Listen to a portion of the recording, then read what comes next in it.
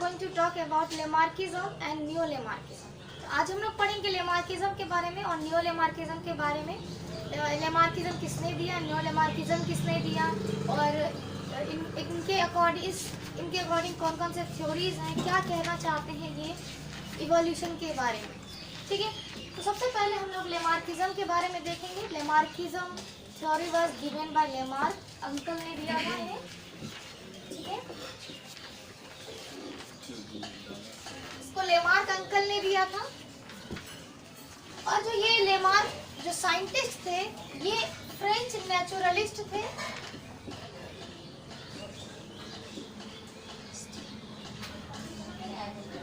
And he was born at 1744 and die at 1829।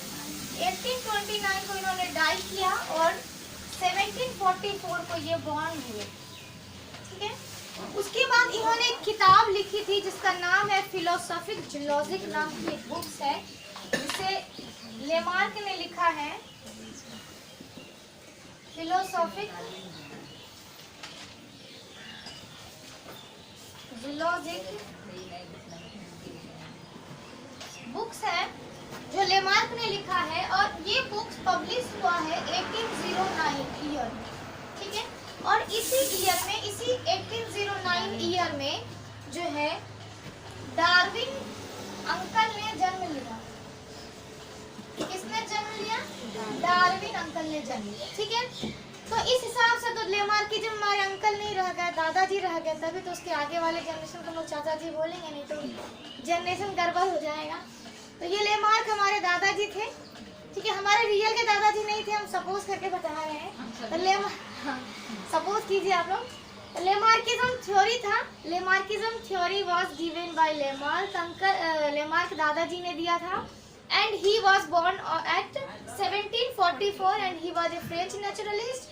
And काफी लंबे समय तक इन्होंने काम किया और 1829 को ये डेथ हो गया। उसके बाद इन्होंने अपने इनका जो ये लाइफ पीरियड रहा, बॉर्न से लेकर डेथ के बीच में, इन्होंने एक बुक्स लिखी, काफ़ी सारे थ्योरीज इन्होंने दिए और एक बुक लिखी जिनका नाम है फिलोसॉफिक जूलॉजिक। और ये बुक इनकी पब्लिश हुई 1809 में। और जिस समय इसकी बुक पब्लिश हुई, उसी समय इसके थ्योरी को डिस्कार्ड करने के लिए, गलत साबित करने के लिए डार्विन अंकल पैदा हो चुके। ठीक है, उसके बाद जो लेमार्क है ये क्या कहते हैं, तो लेमार्क पोस्टुलेट्स, इन्होंने जो बेसिक चीजों पे काम किया वो क्या है कि new needs and want of organ, और नेक्स्ट हो गया इनहेरिटेंस ऑफ एक्वायर्ड कैरेक्टर।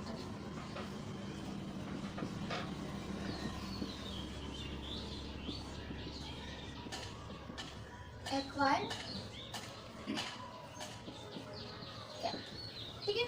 तो लेमार्क ने ये कहा कि जो ऑर्गेनिज्म है उसमें नीड्स क्रिएट होता है और उस नीड्स के अनुसार ऑर्गन का फॉर्मेशन होता है, और उस ऑर्गन का हम जैसा यूज करते हैं उसके अकॉर्डिंग जो है ये ऑर्गन का ग्रोथ एंड डेवलपमेंट होता है। अगर यूज करेंगे उस ऑर्गन का तो वो हमारा फंक्शनल होगा, यदि हम उस ऑर्गन का यूज नहीं करते हैं तो वो नॉन फंक्शनल हो जाता है, ऐसा उन्होंने कहा।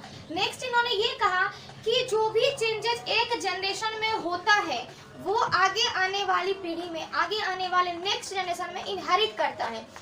तो उसी को कहा गया इनहेरिटेंस ऑफ एक्वायर्ड कैरेक्टर, यानी जन्म लेने के बाद जो नई चीजें हमने सीखा और जो हमने नई चीजें सीखा वो हमारे आगे आने वाली पीढ़ी में, आगे नेक्स्ट जनरेशन में दिखे, that is the inheritance of acquired character. Lamarck की थ्योरी के अनुसार ये कहना है कि internal forces tends to increase size of body. Internal size of body यानी कि जो ऑर्गेनिज्म है उसके अंदर जो नीड्स क्रिएट होगा उसके अकॉर्डिंग उसके बॉडी के अंदर एक इंटरनल फोर्स जनरेट होगा, और उस इंटरनल फोर्स जनरेट होने के कारण क्या होगा कि इंटरनल बॉडी के स्ट्रक्चर में वेरिएशन आएगा, चेंज आएगा, उसके साइज में चेंज आएगा। ये पहला थ्योरी लेमार्क के अकॉर्डिंग। दूसरा क्या है कि न्यू ऑर्गन का जो फॉर्मेशन होगा उसके नीड एंड वांट्स के अनुसार होगा, यानी उसके जरूरत के अनुसार होगा। जिस ऑर्गन की जरूरत होगी वो ऑर्गन उसमें क्रिएट होगा, बनेगा, नया फॉर्म होगा। नेक्स्ट क्या, डेवलपमेंट एंड ऑर्गन जो है वो डायरेक्टली प्रोपोर्शनल है उसके यूज के, यानी कि जो हमारे पास ऑर्गेन है यदि हम उसका यूज करते हैं तो वो ऑर्गेन हमें परसिस्ट करेगा यानी फंक्शनल रहेगा, और अदरवाइज वो डिसफंक्शनल हो जाएगा, नॉन फंक्शनल हो जाएगा, रिड्यूस कर जाएगा। ठीक है, नेक्स्ट है इनहेरिटेंस ऑफ एक्वायर्ड कैरेक्टर, यानी कि जो भी चेंजेज हुए एक जनरेशन में, यदि वो चेंजेस हो सकता है कि उस सेम जनरेशन में ना देखने को मिले, बट इन नेक्स्ट जनरेशन वो देखने को मिलेगा, तो that is the inheritance of acquired character. Acquired का मतलब ही होता है जो हमने जन्म के बाद सीखा है, जो हमने पाया है, लर्न किया है, और वो हमारे ऑफस्प्रिंग तक पहुंच रहा है, तो वो हो गया इनहेरिटेंस ऑफ एक्वायर्ड कैरेक्टर। इनकी थ्योरी को भी हम लिख देते हैं यहाँ पे। अकॉर्डिंग टू लेमार्क थ्योरी,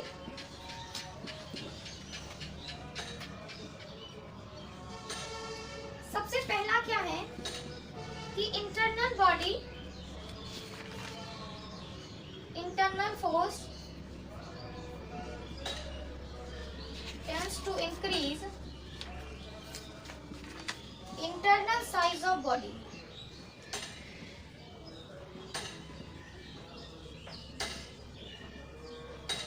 ठीक है, दूसरा क्या कहता है कि formation of new organ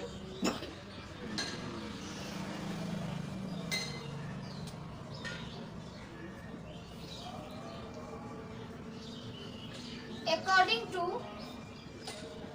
need and wants, और तीसरा क्या है कि डेवलपमेंट या growth of new organ,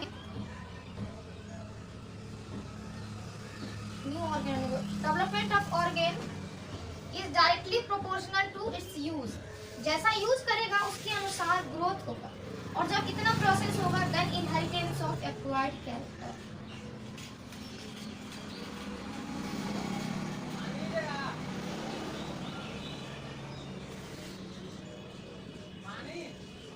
inheritance of acquired character, तो ये थ्योरी लेमार्क ने दिया। तो लेमार्क ने ये थ्योरी दिया और इन्होंने एक एग्जांपल के थ्रू एक्सप्लेन किया कि हाउ जो भी चीजें इन्होंने कहा इट इज पॉसिबल। ठीक है, तो इन्होंने जिराफ का एक एग्जांपल लिया और इन्होंने कहा कि जो जिराफ थे वो पहले शॉर्ट नेक और शॉर्ट लेग वाले थे। ठीक है, शॉर्ट नेक और शॉर्ट लेग वाले थे।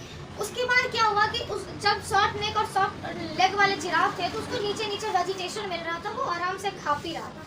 लेकिन क्या हो गया, एक समय आया जो नीचे का पूरा वेजिटेशन समाप्त हो गया और ऊपर ही सिर्फ वेजिटेशन मिलने लग गया, यानी हाई प्लांट्स पे उसको फीड करना पड़ा।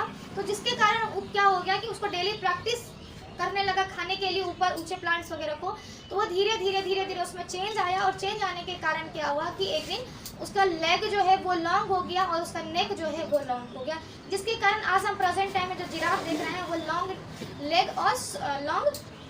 लेग और लॉन्ग नेक का जिराफ हमें देखने को मिलता है।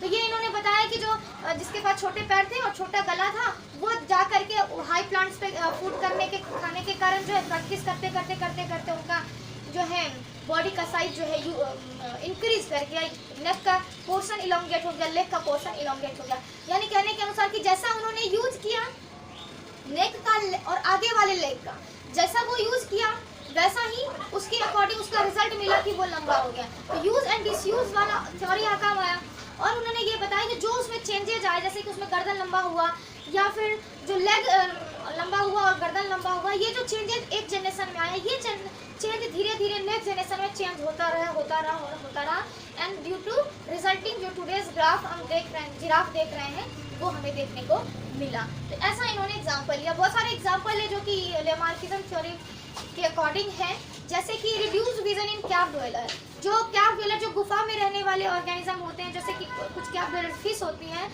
जो ब्लाइंड फिश होती हैं। तो इसका मतलब ये है कि उन्होंने अपना आइज का यूज नहीं किया, कैव में अंधेरे में आई का तो कोई यूज है नहीं, उन्होंने यूज नहीं करने के कारण क्या हुआ तो उसका आई लॉस कर गया, आई रिड्यूस कर गया। नेक्स्ट क्या है कि रनिंग हैबिट ऑफ डियर का दौड़ना। तो पहले टाइम प्रेडेटर ज़्यादा होता था, प्रेडेटर जो है ना वो भागने की उसकी प्रैक्टिस हो गई, तो उनको रनिंग हैबिट उनको हो गया।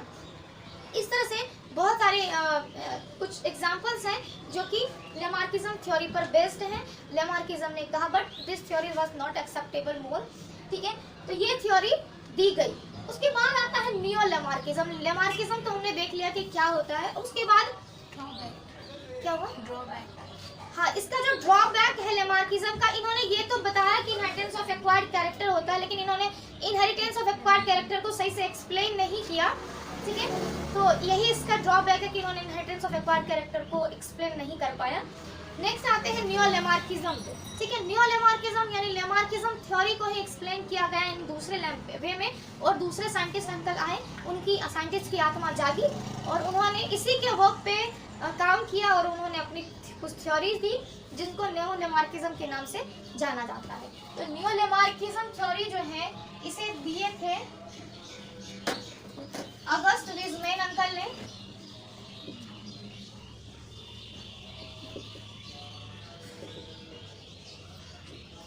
अगस्ट विज़मेन नाम के एक साइंटिस्ट थे, उन्होंने नियोलेमार्किज्म को दिया था।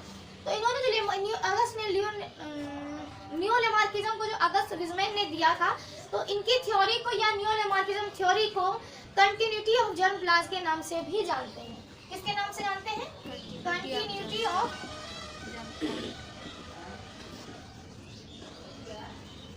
जर्मप्लाज्म थ्योरी के नाम से भी इसे जानते हैं। कंटिन्यूटी ऑफ जर्मप्लाज्म थ्योरी के नाम से भी हम इसे जानते हैं, या सिंपली ये भी कह सकते हैं कि जर्मप्लाज्म थ्योरी जो है उसी को नियोलेमार्किज्म कहते हैं। यहाँ अगस्ट विज़मेन ने कौन सी थ्योरी दिया था? तो जर्मप्लाज्म थ्योरी दिया था, या कंटिन्यूटी ऑफ जर्मप्लाज्म थ्योरी दिया। ठीक है, तो ये हो गया नियोलेमार्किज्म। और नियोलेमार्किज्म थ्योरी क्या है? Continuity of germplasm theory. इस थ्योरी के अनुसार, इन थ्योरी का क्या कहना है, अगस्ट विज़मेन ने बताया कि जो बॉडी होती है हमारी, उसमें दो तरह के सेल्स होते हैं। एक होते हैं सोमेटोप्लाज्म, एक होता है जर्मप्लाज्म या जर्म सेल्स होता है। ठीक है, तो जर्मप्लाज्म क्या हो गया कि एज वी नो कि 3 germinal layer which form the complete body structure in our body या in all the living organism body. 3 germ layers होता है, एक्टोडर्म, मेसोडर्म और एंडोडर्म। इन्हीं तीनों जर्म लेयर से ऑर्गेन का फॉर्मेशन होता है और हमारी बॉडी में सोमेटोप्लाज्म भी होता है। ठीक है, तो जो चेंज होता है वो सोमेटोप्लाज्म में चेंज नहीं होता है, वो चेंज किस में होता है? जर्मप्लाज्म में चेंज होता है। ये मान लेते हैं ये बॉडी है, बॉडी में इस तरह से सोमेटोप्लाज्म भी और जर्मप्लाज्म भी। ये हो गया मान लो जर्मप्लाज्म, और ये आउटर लेयर जो हो गया ये हो गया सोमेटोप्लाज्म। तो चेंज होगा वो जर्मप्लाज्म में होगा, not in somatoplasm. And this change of germplasm inherit till generation after generation. यही जो चेंज आएगा, यही जर्मप्लाज्म चेंज जो है जनरेशन आफ्टर जनरेशन इनहेरिट करेगा और हमें नेक्स्ट ऑफ स्प्रिंग में जो है न्यू कैरेक्टर देखने को मिलेगा। This is the neo Lamarckism theory is the modern theory, and according to this theory gene is influenced by the physical and chemical factor which brings a remarkable change in the offspring. यानी कि जो gene है वो physical और chemical factor से influence होता है, यानी जो एनवायरनमेंट का फैक्टर है, उस एनवायरनमेंट में जो केमिकल और फिजिकल फैक्टर है उससे वो अफेक्ट हो रहा है, और उससे अफेक्ट होने के कारण जब वो जीन का transfer one generation to next generation होता है, तो नए जो ऑफ स्प्रिंग देखेंगे हम, उसमें एक रिमार्केबल, एक न्यू चेंजेस देखने को मिलेगा। तो इस थ्योरी का 3 पॉइंट है। सबसे पहला पॉइंट कि जो कुछ जर्म सेल्स जो है they are form from somatic cell, somatoplasm cell, somatic cell, जबकि सोमेटिक सेल जर्मप्लाज्म सेल से फॉर्म होता है। लेकिन कभी कभी हमें देखने को ये मिलेगा कि germ cell is form from somatic cell.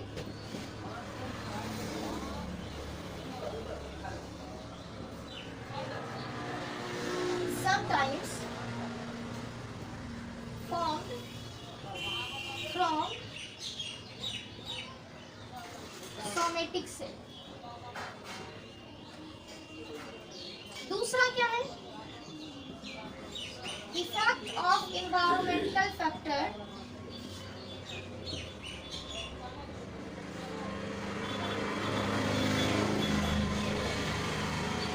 on germ cell through somatic cell। Next उन्होंने तीसरा पॉइंट क्या बताया कि effect of environmental factor directly on germ cell. इन्होंने ये 3 पॉइंट बताया कि जर्म सेल जो है वो कभी कभी किससे बनता है, सोमेटिक सेल से बनता है। कैसे? तो example regeneration in earthworm, regeneration in Planaria पढ़ा है, रीजनरेशन ऑफ लिम्स, ठीक है। जैसे कि एक्टोडर्म, मेसोडर्म, एंडोडर्म, ये जर्म सेल होता है। इस जर्म सेल से किसी भी ऑर्गेनिज्म का बॉडी बन रहा है, लेकिन मान लो उस ऑर्गेनिज्म का बॉडी, जैसे कि छिपकली की पूंछें कट जाती है तो क्या होता है, रीजनरेट कर जाती है, बाद में पूंछें आ जाती है। तो ऐसा क्यों हो रहा है? क्योंकि वो वहाँ पे क्या हो रहा है कि जर्म सेल फिर से बन रहा है, लेकिन किससे बन रहा है? जो सेल्स हमारे में एग्जिस्ट कर रहे हैं, प्रेजेंट है, उससे, यानी कि जो सोमेटिक सेल है वही रीजनरेट कर रहा है क्या, जर्म सेल, और उसी जर्म सेल से फिर से नया ऑर्गेन बन रहा है। जैसे कि रीजनरेशन प्लेनेरिया, प्लेनेरिया में भी डिफरेंट कट करोगे डिफरेंट पार्ट में, और वो एक नया प्लेनेरिया डेवलप कर लेता है। क्यों? उसमें जो एग्जिस्टिंग सेल है, अब तो उसमें नया एक्टोडर्म मेसोडर्म जो बनना था, पहले तो जो जाइगोट बना वो उससे जो बनना था बन गया। उसके बाद जो ऑर्गेनिज्म है उसके बॉडी के हमने क्या किया, पीसेस कर दिए, और फिर जाकर के जो एग्जिस्टिंग सेल था उन्होंने जो लॉस्ट हुए सेल को, लॉस्ट सेल हो गया उसको कवर अप कर लिया, मेकअप कर, मैनेज कर लिया, और मैनेज करने के बाद जो लॉस्ट ऑर्गन था उसको वो बना दिया। ये रीजनरेशन हो गया। जैसे कि अर्थवर्म का कुछ पार्ट यदि लॉस्ट कर जाए तो उसमें फिर से रीजनरेशन करके वो ऑर्गन बना लेगा। तो ये ऐसा इन्होंने इस एग्जांपल देकर के प्रूफ किया कि जो जर्म सेल है कभी कभी किससे बनता है, सोमेटिक सेल से बनता है। दूसरा कि effect of environmental factor on germ cell to somatic cell. Environmental factor जो इफेक्ट करेगा वो किसको इफेक्ट करेगा, जर्म सेल को इफेक्ट करेगा, और किसके द्वारा, सोमेटिक सेल के द्वारा। ठीक है, अगर मान लो कुछ नए कुछ ऑर्गन डिजेनरेट कर गया है, लेकिन एनवायरमेंटल का कुछ इन्फ्लुएंस ऐसा हुआ जो कि जैसा पहला ऑर्गन बनता या था वैसा ना बन के उसमें थोड़े चेंजेस आ गए, म्यूटेशन हो गया, एनवायरमेंटल इफेक्ट के कारण उसमें कुछ म्यूटेशन हुआ। Next, effect of environment factor directly on germplasm. तो एनवायरमेंट का फैक्टर डायरेक्टली जर्मप्लाज्म पे इफेक्ट कर सकता है। तो ऐसा इन्होंने बताया। ये जो बताया कि effect of environment factor on germ cell through somatic cell, एक एच हरिसन नाम के साइंटिस्ट थे, और इन्होंने एक एक्सपेरिमेंट किया, और इन्होंने एक जो है पेल मॉथ को लिया, और इस पेल मॉथ को जो है मैग्नीज कोटेड फूड दिया गया। क्या दिया गया? मैग्नीज कोटेड फूड दिया गया। तो मैग्नीज कोटेड फूड जब पेल मॉथ ने खाया, और आगे आने वाले जनरेशन में देखने को मिला कि जो मैग्नीज नेक्स्ट जनरेशन में जो हमें मिला वो मैग्नीज वैरायटी ऑफ मॉथ हमें मिला। ठीक है, क्या मिला? मैग्नीज वैरायटी ऑफ मॉथ मिला। ये एक्सपेरिमेंट किसने किया था? एच हरिसन अंकल ने किया था।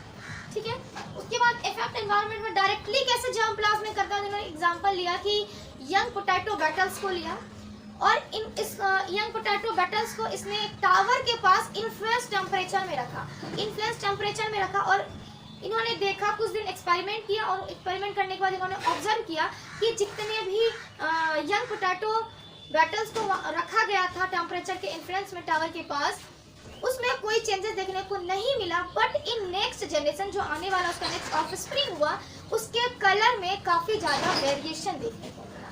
तो इनके द्वारा इन्होंने समझाया कि कैसे इन्वायरमेंटल फैक्टर जो है डायरेक्टली उसका जर्मप्लाज्म को इफेक्ट कर रहा है। ठीक है, तो ये है क्या? Neo-Lamarckism theory. तो नियो-लैमार्किज्म थ्योरी और लैमार्किज्म थ्योरी